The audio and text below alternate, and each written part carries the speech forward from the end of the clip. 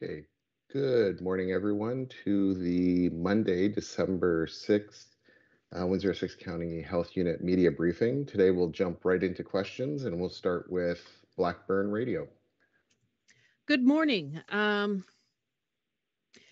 know in the letter of instruction, Dr. Nazathouri, you expressed concern that cases could reach last year's levels. And at this time last year, I do believe that the region's schools were closed.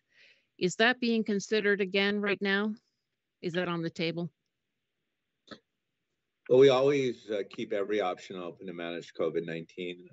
But from my own perspective, we should do everything possible to keep schools open for instruction. I think that's really one of the public health priorities, and I think it's a community priority. To effectuate that goal or to achieve that, we have to reduce the number of cases in the community, because the more cases in the community, the more likely there are to be people exposing children in classes. And the more exposures are in classes, the more classes are dismissed. And if the goal is to break the chain of transmission, we really want to make sure the cases don't make their way into the school. But at this point, I would be very, very reluctant, and I think the Public Health Service overall will be very reluctant to close schools. But every option remains available to control COVID. And that's one of the reasons we released the letter of instruction with these additional public health measures. The letter also, the one that went out to the media, didn't mention workplaces moving to online wherever possible, but the one on the website did. So I'm a little bit confused. Are you recommending employers start sending workers home to limit transmission? Yes, I think that if people can work from home, we should let them work from home. That'll reduce the transmission of COVID-19 because it reduces human-to-human interaction. I think it's also good practice. You know, everyone has to make judgments as it relates to COVID. Some of their decisions affect their enterprise alone, and some affect their enterprise and the broader culture together. So if you have a COVID cluster in your office or in your workplace, then it can affect business operations or institutional continuity of service. And if there are more cases in your institution, that increases burden to the community overall. So for both of those reasons, I'd say that if you're running an enterprise, to look and see what people need to work from the work site and what people can work remotely. And those people who can work remotely should be working remotely, especially at this point in our at the pandemic. I was at Bright Lights on Saturday night and noticed that there was a really good turnout, but very few people were wearing masks. I have to think that's something you've got to be a little bit worried about. Yes, I think that if you cannot remain consistently 2 meters away from another person, you should wear a mask. I think that's good public health practice. And I think wearing a mask is one more thing one can do to contribute to minimizing the chain of, or try to diminish the chain of transmission. All right, thank you. You're welcome. Any questions from the Windsor Star? Yes, good morning. On the topic of encouraging those who can work from home to do so, in general, have you seen outbreaks reported at locations, workplaces, where they could be doing those operations remotely? I'm going to let Nicole answer that, but I can give you my subjective impression, but she can probably give you the objective data. Yeah, it's a good question. So we have a number of workplace outbreaks. It would be difficult for us to make a determination for an employer what work can be done, remotely and what work can be done in person. Again, I guess we would just say, we know there are more workers coming into the office. There has been that change over the past few months, and it does increase, socialization, increases activity. So I couldn't say if definitively that we have one workplace where we observed and thought that these people should be at home. That's an organizational decision, and we don't know, the aspects of their business specifically, but there's definitely more people, in the workplace coming to work physically than there were a few months ago. So we're just trying to encourage, again, that work remote where possible, and then focusing on meetings as well. We've received a lot of questions about in-person meetings and workplaces contemplating in-person meetings. So that was something that is clearly a signal of, that there's more interest in coming together, and so important to reinforce that virtual at this point in time is the best option. Yeah, if I could supplement, there have been many workplace outbreaks. Without knowing the facts and circumstances, it's difficult for us to comment if that outbreak could have been averted by more remote work. But in the aggregate, I think my subjective impression is that there are still enterprises that are either having more in-person activity than necessary or engaging in tasks that probably could be done remotely. If you have a meeting and the substantive part of the meeting is communication, one can be virtual, even if that's in the same physical building. It can be virtual. There's no real reason why everyone has to get into the same conference room. There are other work activities like treating patients that you may have to see them in person. But there are also even clinical activities. There are certain clinical activities you can manage virtually and do it just as well when the nature of the clinical interaction is dialogue and not physical exam. So I think that it has to be based on the facts and circumstances of the employer, but we do think there are some opportunities in this area. I know that you both provided quotes in the release that was put out over the weekend, but perhaps, Doctor, can you reiterate the situation that Windsor-Essex is currently in and where you predict we may be if we don't take the steps that you've outlined to restrict individuals interacting?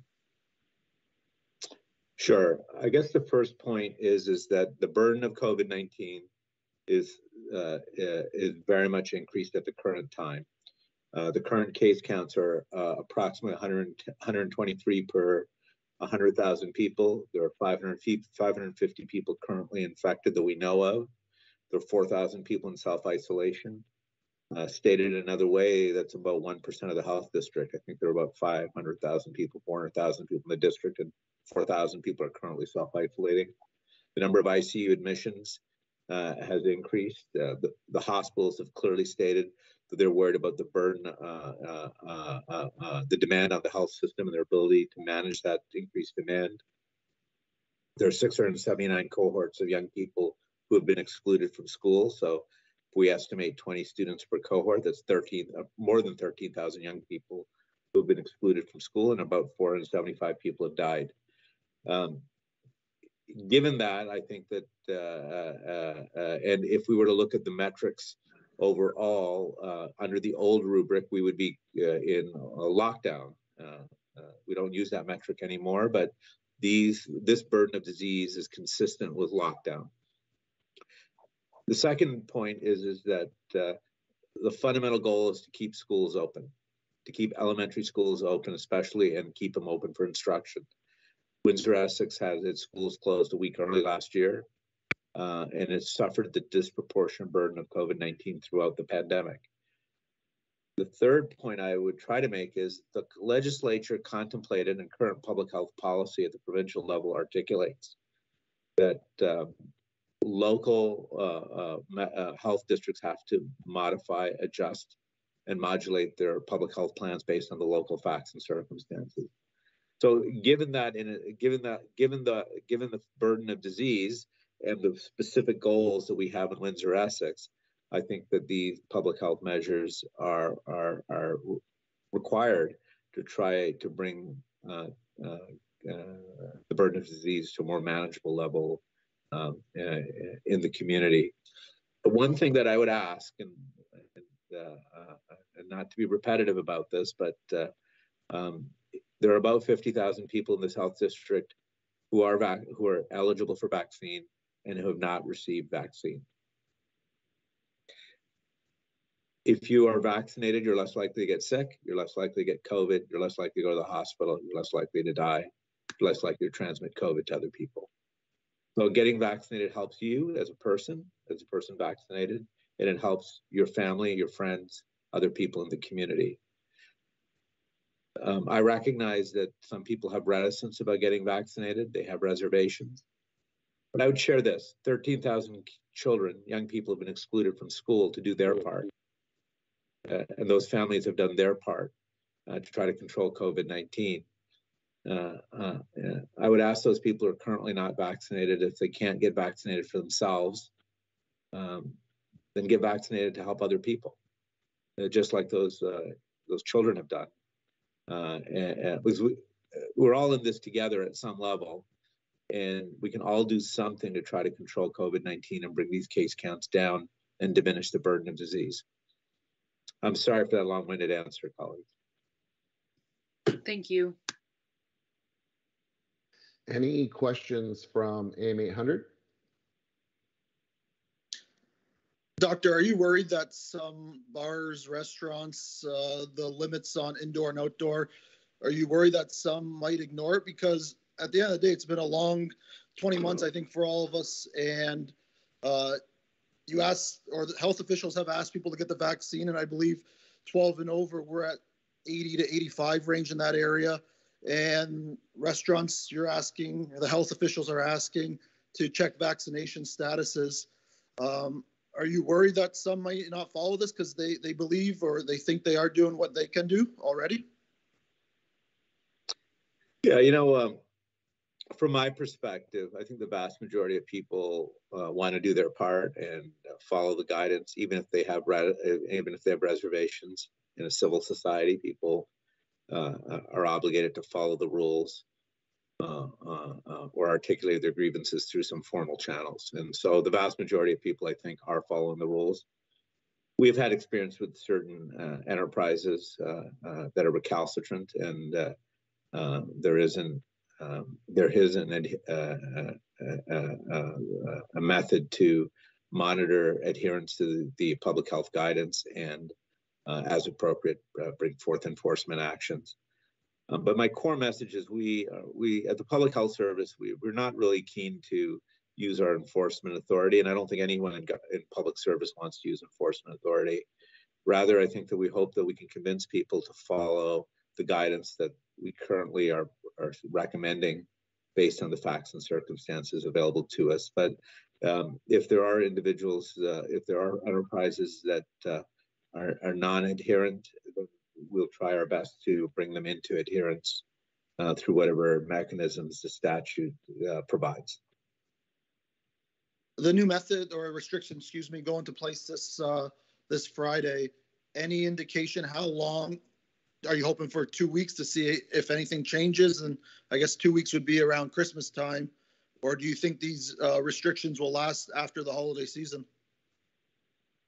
Well, we review the orders and review public health policy on a continuing basis, and we review and that's based in part on the data that we received in the previous weeks.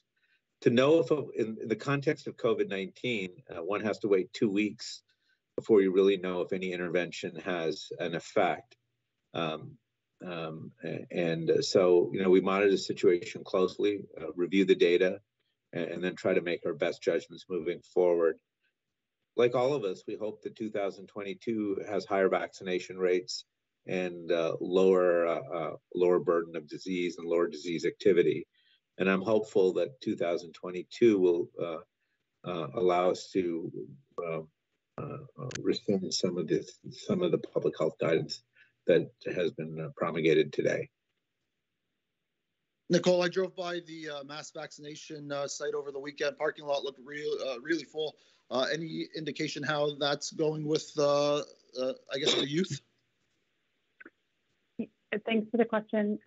Yeah, so we continue to see, really good numbers coming to our mass vaccination site, as well as, pharmacists and healthcare providers in our community are also vaccinating. I don't have the number this morning for 5 to 11, but as a community, we are doing really well. I know when we looked at data across the province last week, Windsor-Essex is doing quite well in reaching that age group. So we just keep up the good work, and we're hearing lots of really great feedback from parents and the community just about the modifications that were made to the vaccination site for children, and what a great experience it has been. So I think that's also really great. And I would just also note that we are, if it's not up already, we are putting up in partnership with Windsor Regional a little, video for children and youth, so parents can watch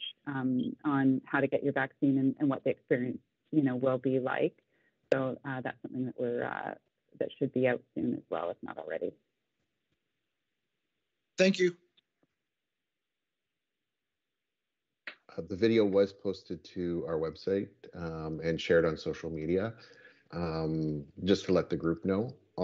Any questions from CTV? Yes, good morning. I'd just like to go over the specific rules for weddings and funerals. And I guess what a lot of people seem to be asking is, will this make a difference to the capacity at those events?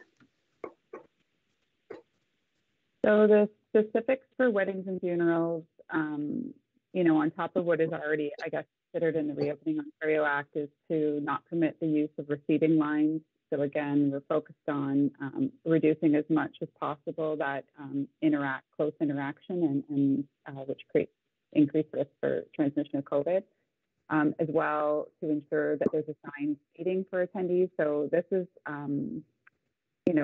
at a wedding reception or a gathering associated with a wedding or funeral, to make sure that there is assigned seating, ensure that all attendees at all times are wearing a mask or face covering, except when they're seated at their seat and consuming food or drink. So if they're not eating and they're seated, they should be wearing their mask, and really only when they're eating.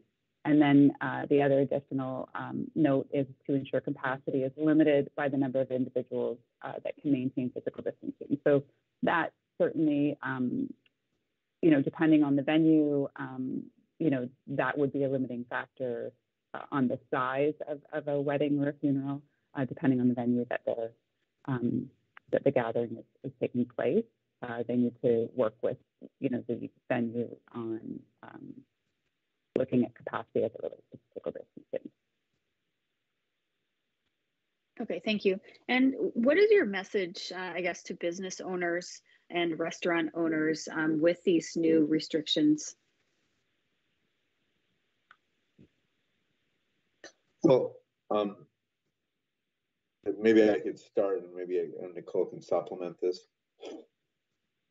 I think we recognize that every operator of an enterprise or institution or school has been asked to take on additional responsibilities that aren't consistent with what they originally signed up for.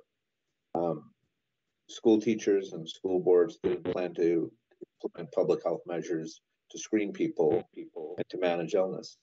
I'm sure no school teacher had contemplated that.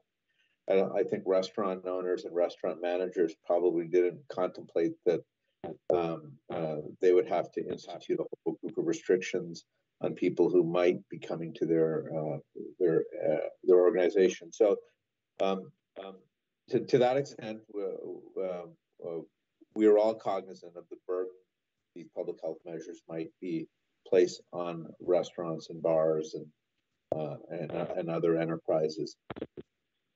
My message to restaurant owners, though, is more broad, which is that they're all people who own restaurants and people who manage restaurants and people who work in restaurants are not only employees and operators of businesses, but they're also parents and their children. They're part of the broader community, and that their actions can help contain and manage COVID-19 and manage the pandemic. And to the extent that they make a good faith effort to try to follow public health guidance and good judgment, they'll be part of the they're part of the resolution of this pandemic.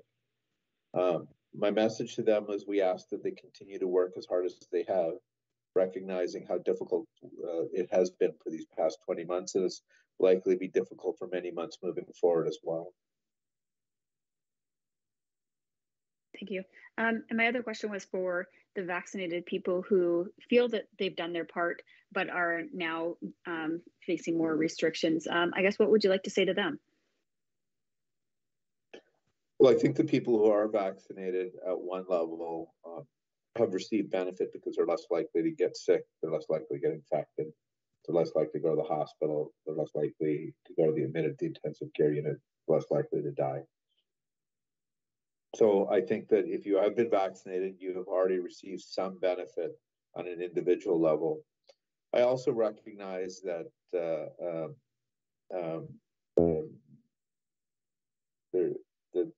they have also, people who have been vaccinated and unvaccinated suffer the same level of disadvantage or the same level of restrictions because of these public health measures, or the public health measures that have been promulgated. And I can understand the disappointment or angst with that. I think that from a community level, we still need higher vaccination rates, because I think that we're still far from where we would like to be. If we had vaccination rates of 99%, we could probably withdraw many of these public health approaches. And recognizing, and if I could just give one example, one of the reasons we have these measures is because the hospitals feel, and I agree with them, our hospital colleagues feel that their resources are stretched to the limit. And if hospital resources are stretched to the limit, then people who need care cannot get care. So if you have a large contingent of people being admitted to the hospital because of COVID, that means that you can't care for people with other diseases like heart disease, stroke, diabetes. So I think that from a population health level, we need to get to a higher vaccination level. I would appeal to people who are currently unvaccinated and eligible for the vaccine to get vaccinated. They're helping themselves and they're helping other people. And there are about 50,000 of those individuals in the health district. And if there's one thing that they can do to help their other members in their communities to get vaccinated, we all recognize that there are some people who are not getting vaccinated because they have reticence about the vaccine itself. What I would say is, in this particular case, is to recognize that you have reticence, but also recognize that we all have to do things that sometimes benefit our children or benefit other people that we ourselves have personal reservations about. But if we can get the vaccination rates higher, that is likely to reduce the burden of disease and likely to reduce the number of people who would require hospital care. And that's a good part. That's a good gift you can give your other members in your family. Okay, thank you. Any questions from CBC? Yes, hi, good morning. On some of the new restrictions that we've been talking about, if people need to be fully vaccinated in order to dine in or to go to a bar, get a drink, why are new capacity limits for restaurants and bars necessary? Well, do you want to comment, Nicole? And I'm happy to follow up. Do you want me to talk? Go ahead. That's fine. So we have two separate goals, or two goals which are related in public health management. One is to try to reduce the burden of disease on the people, on individuals. So vaccination in itself helps out. If you get vaccinated, you're not guaranteed not to get COVID, but if you do get COVID, you're less likely to get COVID. And if you get COVID, you're more likely to have mild disease, self-limiting disease. So that's the individual level benefit. Then there's the population health benefit or the community health benefit. If you go to a restaurant and and you're vaccinated, you still can get COVID, although the risk is much lower. And when you get COVID at a restaurant, you can transmit COVID to another person when you leave the restaurant. So if you go to the restaurant, have a meal, and get COVID from someone else, and then you go home, you give COVID to your spouse, and then that person goes to work, gives COVID to an older person, and then that older person goes and visits their relative at a long-term care facility, and you have an outbreak, and you have people potentially getting sick and dying, or that person's spouse ends up interacting with someone who's not vaccinated, and then that person gets really sick and goes to the hospital and goes to the ICU and perhaps succumbs to COVID.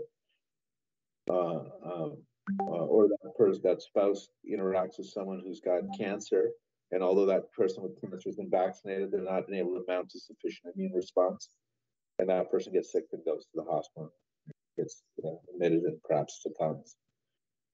So what we're trying to do is to help the individual, which vaccination does for sure at an individual level, but also on a population health level to try to break the chain of transmission.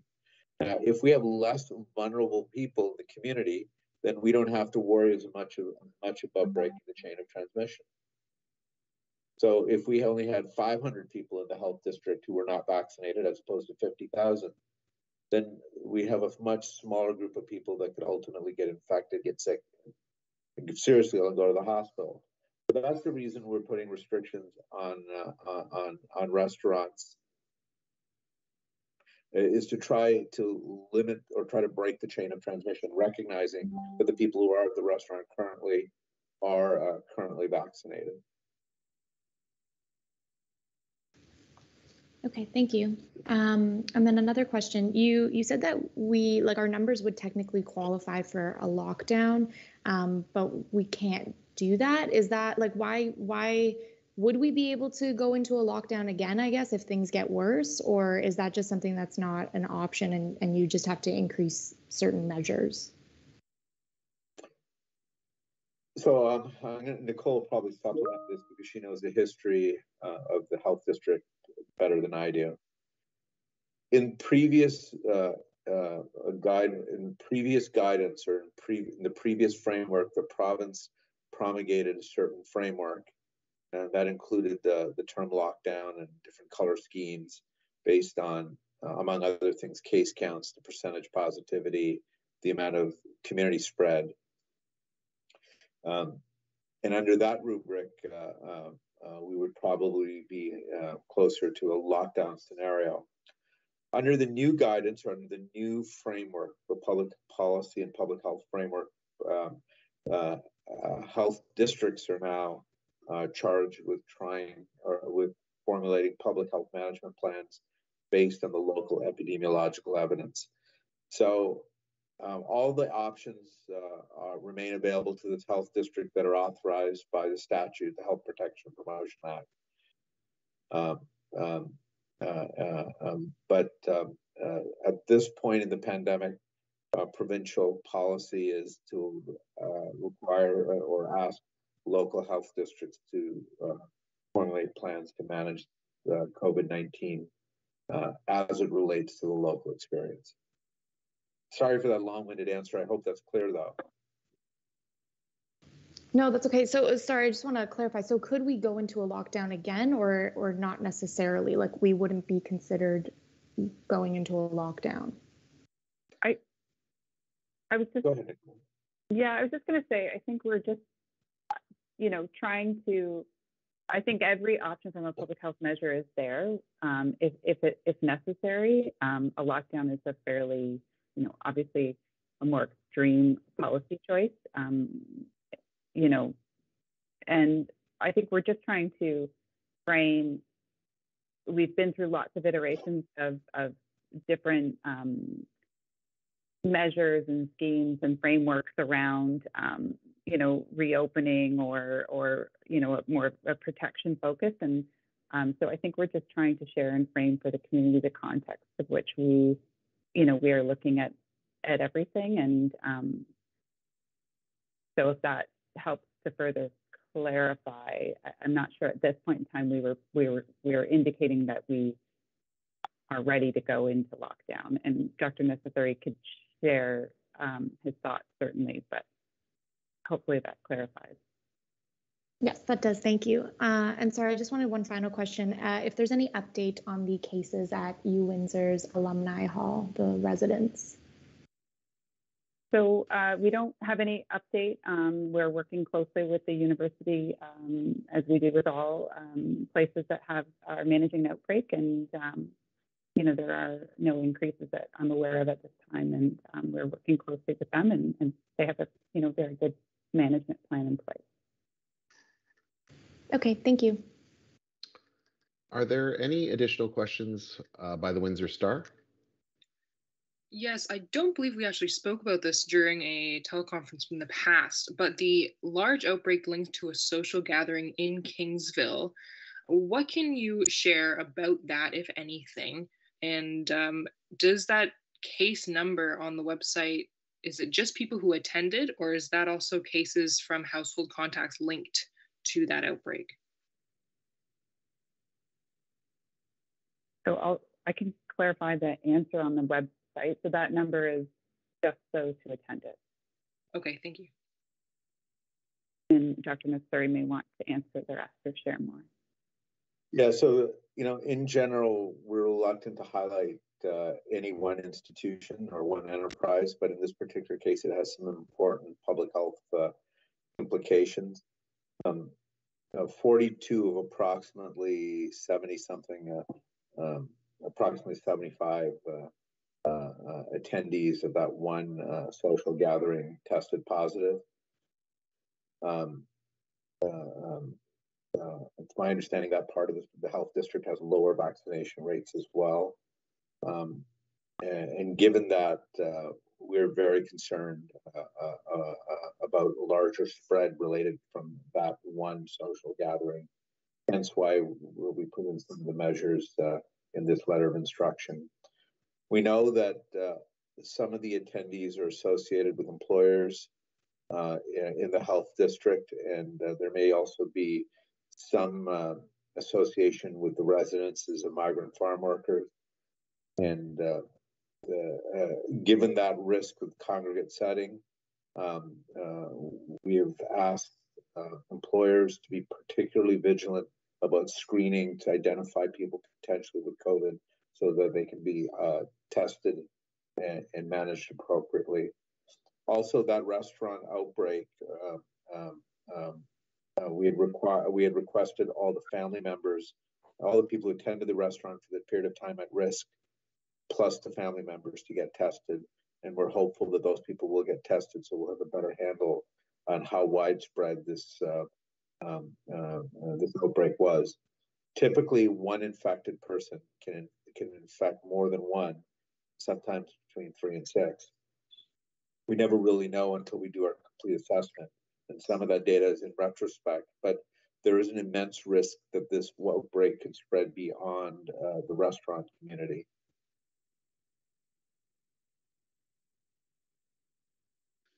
And has the health unit's investigation into this particular outbreak come to any conclusions about how this one may have become so large?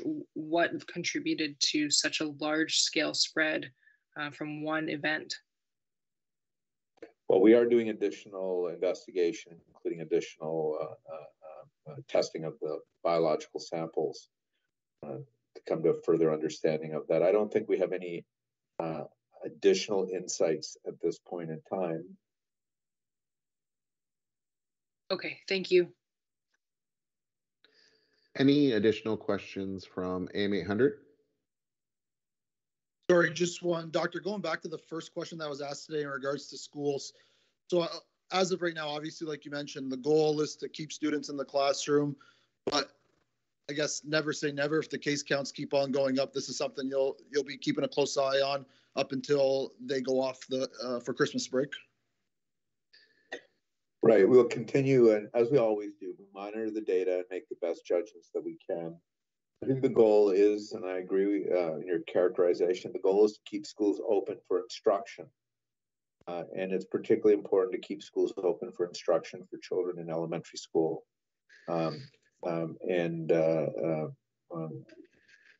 We would fundamentally, we're trying everything. We're trying to institute public health measures to achieve that goal as best as we can.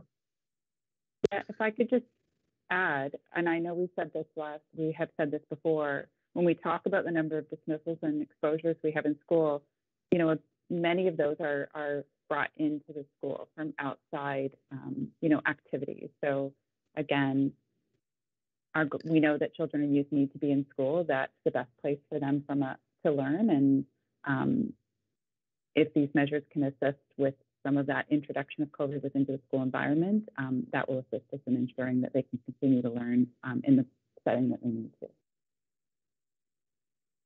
Nicole, I know it's been a year. I'm not sure if you remember this off the top of your head, but when The health unit last year made that change for the week earlier. Did that make a big difference on our numbers for school-aged children? I can't say if it made a big difference. Like, I can't say off the top of my head, Rob, regarding our numbers. Part of it was around also managing outbreaks within schools and spread within schools. So we did have a significant number of outbreaks within schools at that time. We had some very large, I think still maybe one of the largest school outbreaks that the province has had during the pandemic. And having worked through that all season and all holiday last year, again, the focus was around breaking that chain of transmission, reducing exposure and reducing additional outbreaks within the school environment, which it certainly, definitely made a difference. Thank you. Sorry for all the questions today. Appreciate it. Any additional questions from CTV? No, thank you. Any additional questions from CBC? Yes. Sorry, just pulling them up here. The Kingsville restaurant, and I apologize if this has been asked already, but those people that attended, were they vaccinated or were they unvaccinated? Do you know what that breakdown would be? So in order to attend or go to a restaurant, proof of vaccination is required. Okay, so we're assuming that all of those people are vaccinated. Well, we're conducting an assessment of this outbreak, and like in every outbreak assessment, without speaking specifically to this individual restaurant, we look and see what the level of people who are vaccinated and unvaccinated are, and if there were any breaches in adherence to public health guidance. And from that, we'll learn a little bit more. It's an entirely fair question in any outbreak to ask: are we dealing with a vaccinated or unvaccinated risk set? So hopefully, as time goes on, we'll have more information on that as far as the investigation progresses.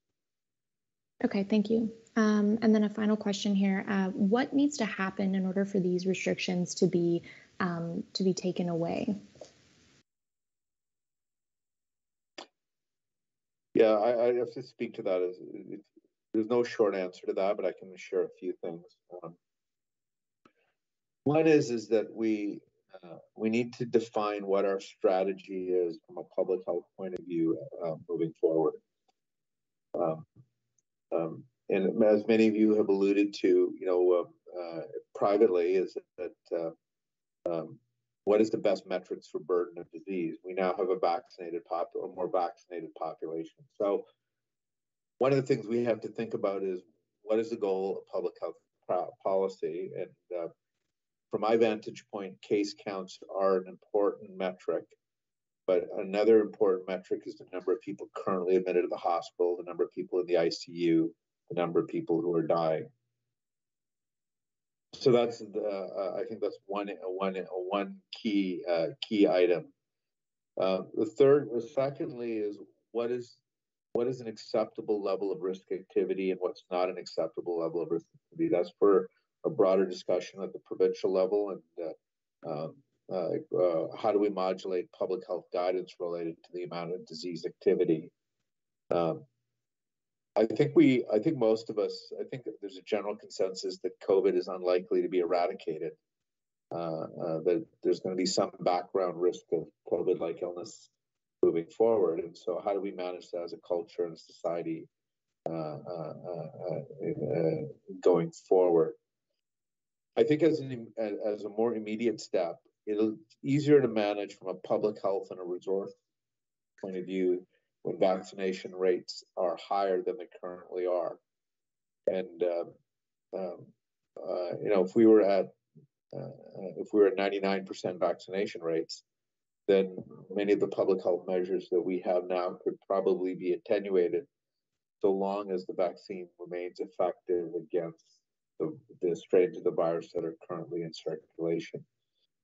So those are certain items that we have to think of. Also, we also have to think about what is the hospital resources. one of the fears is that if you have so much disease activity that you'll overwhelm the hospital and its acute care resources. If we can get to the point where we have sufficient resources to match the burden of hospitalization, then that too would modulate how we would respond from a public health point of view. The one thing I think everybody can do, and this is something within our power right now, is get vaccinated. If you get vaccinated, and if those 50,000 people who are currently eligible for vaccine get vaccinated, if they get vaccinated and they get another vaccine to get vaccinated today and another one, second injection about a month from now, a few weeks after that, we will have a much better control of COVID in the health district. So that is within our power as a community, based on the facts and circumstances we have right now. I do want to close with this. I think we all recognize that 20 months is a long time to have to live through the pandemic, and people are weary of the restrictions. But I also think that there are things that we can do to try to have a better 2022. Part of those things might be thinking about, if we have to learn to live with COVID, that we may have to, for the indefinite period of time, have certain public health measures, but still allow us to continue functioning, so that perhaps more people will have to work at home over the near and intermediate term. Maybe we'll have to wear masks for an indefinite period of time until we have a better handle on this. We'll have to contemplate if we want to go to restaurants as much as we did before. All of those are the suite of approaches we have to think about if we want to have a better long-term approach to this. But it's something that requires really a lot of public policy dialogue and debate among all of us on where we want to take the long-term management of COVID. I hope that provides some context. I'm sorry for rambling on about that. No, that's okay. I appreciate it. Thanks so much. Okay, that's a good place to end. Thank you, everyone, and we'll see you on Wednesday. Have a great day. Thank you. All the best. Thanks. Bye-bye. Thank you.